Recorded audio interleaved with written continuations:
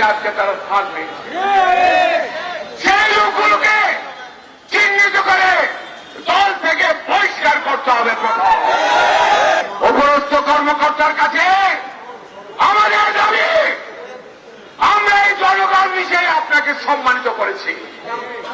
যারা উপরে আছেন, কেন্দ্রে আছেন, তাদেরকে বলে দিচ্ছি এমন কোন অপচেষ্টা করবেন না। ব্রাহ্মণবাড়িয়ার সমস্ত জনগণ রুখে দাঁড়ায় এমন কোন অপচেষ্টা করবেন না। ব্রাহ্মণবাড়িয়ার রাজনীতির ইতিহাস নেত্রী বেগম খালেদা জিয়া বলেছিল 64 ডিস্ট্রিক্টের সুপার 5 এর মধ্যে one of the best committee ব্রাহ্মণবাড়িয়ার রাজনীতি। যার জন্য আজকে প্রতিবাদ করছি, সমস্ত কমিটি বাতিল করে প্রত্যেকটা কমিটি নতুন করে ভোটের মাধ্যমে আগামী দিনে সম্মেলন করার প্রত্যয় তোমাদের থাকতে হবে।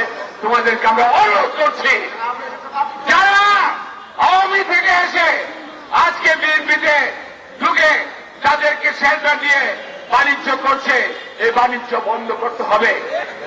শুধু একটা দাবি, একটা পরিচ্ছন্ন সম্মেলন এবং সুনির্দিষ্ট ভোটারের মাধ্যমে আগামী দিনের সম্মেলনের সমাপ্তি হবে। ওইখান থেকে যারা নেতৃত্ব আসবে তাদেরকে আমরা সহ ব্রাহ্মণবাড়িয়াবাসী স্বাগত জানিয়ে তাদের হাতে ক্ষমতা হস্তান্তর করে দিব। ক্ষমতার আমাদের লোক নেই। আমরা যারা বিগত দিনে একসাথে ঘর করেছি, এই ঘরটিকে সঠিক রেখে রাজনীতির নতুন ব্রাহ্মণবাড়িয়ার আত্মপ্রকাশ হোক জাতীয়তাবাদী দলের